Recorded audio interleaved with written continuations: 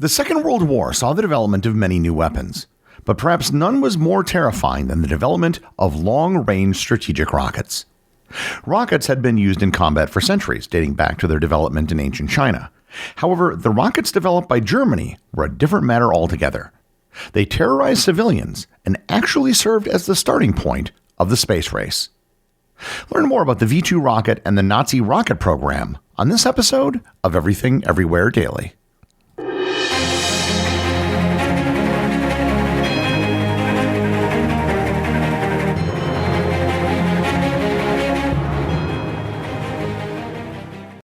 This episode is brought to you in part by Stash. What if you could start investing without ever picking a single stock? With Stash, the experts handle the hard part for you. Stash just isn't another investing app. It's a registered investment advisor that combines automated investing with expert guidance, so you don't have to worry about figuring it out on your own. You can choose from personalized investments or let Stash's award-winning smart portfolio do the work for you. With Stash, investing doesn't feel like gambling. It's simple, smart, and stress-free, so your money can finally start working as hard as you do. Get access to world-class financial advice with personalized guidance for just a $3 monthly subscription. Stash has already helped millions of Americans reach their financial goals. Don't let your money sit around. Put it to work with Stash. Go to get.stash.com/everything to see how you can receive $25 towards your first stock purchase and to view important disclosures. That's get.stash.com/everything. Paid non-client endorsement, not representative of all clients and not a guarantee. Investment advisory services offered by Stash Investments LLC, an SEC-registered investment advisor. Investing involves risk. Offer is subject to T's and C's. This episode is sponsored by ExpressVPN.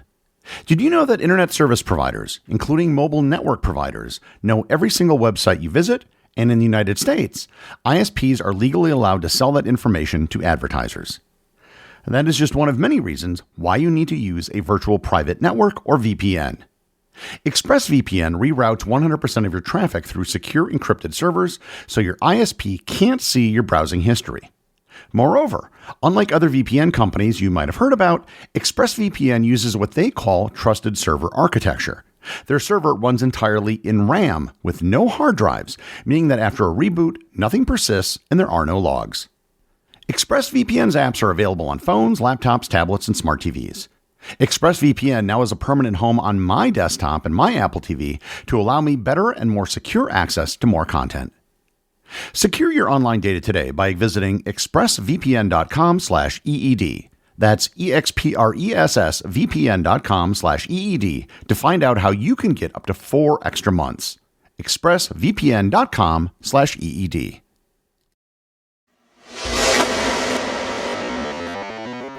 The roots of the Nazi rocket program stretch back to the 1920s when Germany's defeat in World War I and the Treaty of Versailles severely restricted conventional weapons development.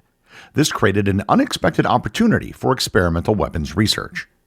A young engineer named Wernher von Braun became fascinated with rocketry through his involvement with the German Society for Space Travel, where amateur enthusiasts conducted primitive rocket experiments fueled by dreams of space exploration.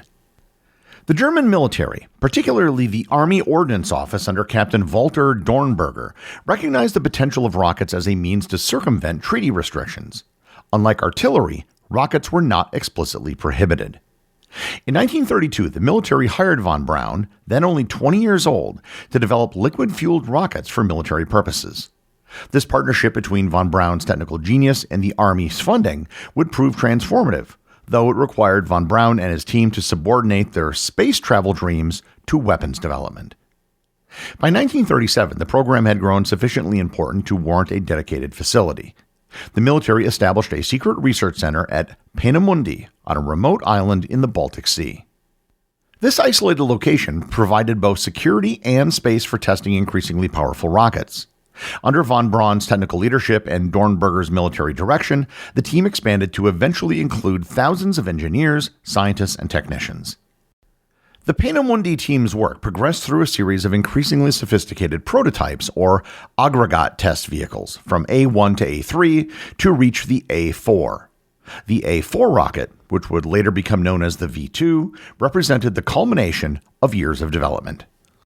V2 stood for Vergeltungswaffe 2, or Vengeance Weapon 2. On October 3, 1942, the team achieved a historic milestone when an A-4 successfully reached an altitude of 53 miles and traveled 118 miles downrange. This marked the first time a human-made object had reached space, defined as the boundary beyond the Earth's atmosphere. The V-2 was a revolutionary weapon system. Standing 46 feet tall and weighing over 27,000 pounds at launch, it was powered by liquid oxygen and alcohol fuel that generated 56,000 pounds of thrust. The rocket could carry a 1-ton warhead, approximately 200 miles, at speeds exceeding 3,500 miles per hour, faster than the speed of sound. Crucially, this supersonic speed meant that, unlike conventional aircraft, the V-2 arrived without warning, giving no opportunity for evacuation or defensive measures. The technology represented an extraordinary leap forward. The V-2 required sophisticated guidance systems, fuel pumps capable of handling volatile propellants, engines that could withstand extreme temperatures and pressures, and a structure that was both light enough to fly, yet strong enough to survive launch stress. Von Braun's team solved problems that had never been encountered before, and essentially invented the field of modern rocketry through trial and error. While the V-2 development proceeded, the German military pursued a parallel program for a simpler, cheaper weapon. The V-1 took an entirely different technological approach. Rather than a true rocket, the V-1 was essentially an unmanned cruise missile powered by a pulse jet engine. The V-1 resembled a small aircraft, measuring approximately 25 feet in length, with a wingspan of 17 feet. Its pulse jet engine produced a distinctive buzzing sound, earning it the nickname Buzz Bomb and Doodlebug amongst Allied populations. The V-1 carried a 1,870-pound warhead and could travel approximately 150 miles at speeds of around 400 miles per hour. Fast for the era, but far slower than a V-2. The V-1 was designed for simplicity and mass production. Unlike the complex V-2, the V-1 used relatively straightforward technology that could be manufactured in large quantities at a lower cost. It was typically launched from fixed ramps using a catapult system, although some were air-launched from modified bombers. A simple guidance system based on a preset compass heading, an airspeed indicator, and a counter tracking distance meant the V-1 could only be aimed at large area targets such as cities. Both weapon systems were developed with specific strategic purposes that evolved as Germany's military situation deteriorated. Initially conceived as tactical weapons that might support military operations, the V-weapons increasingly became instruments of terror intended to break civilian morale and force Allied governments to negotiate. Adolf Hitler became personally obsessed with these wonder weapons, or Wunderwaffen, believing they could reverse Germany's declining fortunes. He envisioned massive bombardments that would devastate London and other Allied cities, forcing Britain out of the war. This political pressure led to premature deployment and unrealistic expectations about the weapon's impact. The V-1 campaign began on June 13, 1944, just 1 week after the Allied D-Day landings in Normandy. Launch sites in occupied France began firing V-1s towards England, primarily targeting London. This was the beginning of the Second Blitz. I previously did an episode on the First and Second Blitz if you want to hear the story of the Blitz from the British perspective. The campaign intensified throughout the summer of 1944, with thousands of V-1s launched. While many were shot down by fighters, anti-aircraft guns, or barge balloons, significant numbers reached their targets, causing substantial civilian casualties and damage. The first V-2 attacks followed on September 8, 1944, striking Paris and London. Unlike the V-1, the V-2 was virtually impossible to defend against with existing technology. Because the rockets couldn't be stopped, the only defense was to destroy launch sites or disrupt the supply chain.